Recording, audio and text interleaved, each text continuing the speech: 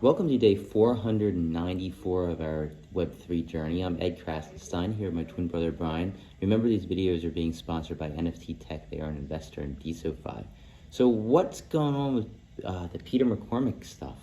Yeah, so as I mentioned yesterday, Craig Wright was suing Peter McCormick, a podcaster, for defamation, for libel, because Craig claimed he was Satoshi Nakamoto and Peter McCormick said he was not and said that he was a fraud. Well, the judge ruled yesterday in the case in the UK, and he said that Craig Wright actually put forth false evidence. Mm-hmm. He did reward him with a reward, though, and that was $1.23. So it hasn't gone anywhere. Obviously, Craig Wright is not really Satoshi Nakamoto. Wait, what if he sues us now? Hopefully that doesn't happen. Okay. Well, don't sue us. I'm not saying that, Brian. That's Brian that said that. Okay. So, moving on. Nomad Bridge was hacked, Brian. Yeah, so Nomad Bridge, it's a bridge between multiple blockchains.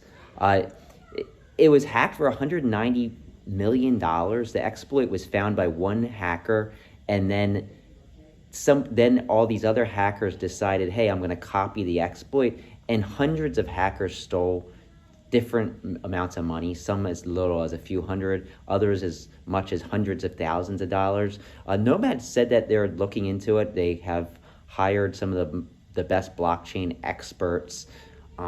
They contacted authorities also. It was a bridge. So if you wanted to bridge between wrap Bitcoin and Ethereum, you could do that. It's definitely not a good thing. We'll see what happens. A smart contract that was hacked, obviously that has some scary implications for those who use Nomad, but exploits are scary.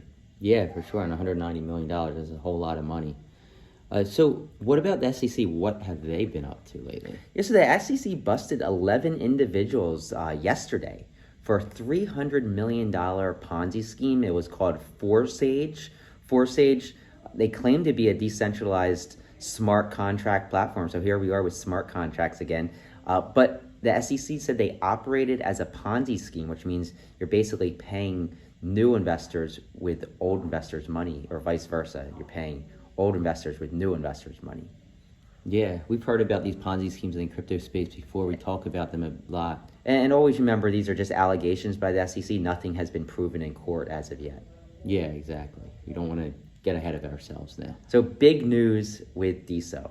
Yeah, Pearl app is here in early access. Some people have gotten access to it. Brian and I have gotten access to it. And I have to say, it's a really good looking app. Like the UI, the UX, it's easy flowing. It's a great look.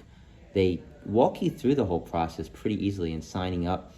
Basically, when you sign up, you're going to be asked if you're a creator or a fan, and you have to choose one of those. And then it's going to kind of cater the sign-up experience based on which you choose. There's a big focus on creator coins. So there's no diamonds on the app, at least not yet. I think that's because of the Apple App Store. But the biggest focus and kind of what makes it stand apart from other apps, other than that is on the blockchain, but they don't really advertise that as on the blockchain, is that you can buy creator coins. So you can buy your favorite creator's coin. If you're a fan, if you're a creator, you can hope to get your fans to buy your coin. Then you can kind of issue rewards to them. So it's kind of taking us back to the early BitClout days, but in a much nicer looking UI UX. And I'm pretty excited about it. They're also focused on ad-free space, and they say that they're free of the old algorithms, which is true. It's going to be interesting to see where this goes and if they do some heavy marketing on it, because I think if they can market to the right folks, I think they're going to be able to get some big celebrities on here. And if they can get big celebrities on here, that means that they can get their fans on here as well. Yeah, and this hopefully it pushes forward the social token space on the DeSo blockchain. I know we've been hoping it will kind of recreate the excitement around the creator coin. We'll see. I think other apps are going to be needed as well. And I think that I'm hoping that they have a marketing budget, because it could really help onboard some people. Yeah, so when you go to sign up for an account, it's going to ask you if you want to import a DeSo account. So if you're on DeSo, you can just import your account. You're going to have everything already there. You know, all your photos that you've ever uploaded are going to be in that UX, UI for Pearl. If you don't have a DeSo account, it's just going to say create an account. It doesn't even mention DeSo, so I think that's pretty cool. Yeah. So moving on, Vibe Hut. Vibe Hut has a new feature alert that they just announced, and you can now subscribe to video call rooms on Vibe Hut. And this is going to allow you to get notified when, number 1, events are added, number 2, events start, or number 3, people join rooms. So I love how one Dolinsky is just constantly iterating Vibe Hut, and he's doing an awesome job. Love Vibe Hut. Love what Chris is doing. Supernova's had an update. So they've been kind of quiet for the last 3 weeks or so.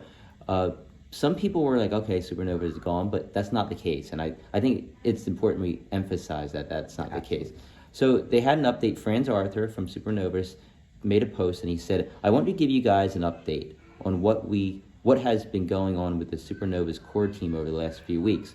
We have been hard at work in thinking about new directions, which Supernovas could take next, and would be happy to share these soon with all the Supernova DAO members. P.S. The reports of our death are greatly exaggerated. So I think it's awesome to see Supernovas still here. It's great to see Franz making posts.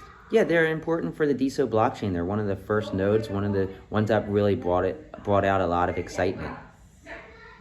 Hey, go ahead. What else happened? So Clay Oglesby reported yesterday afternoon that Octoposse Season 2 is coming, and he got that information.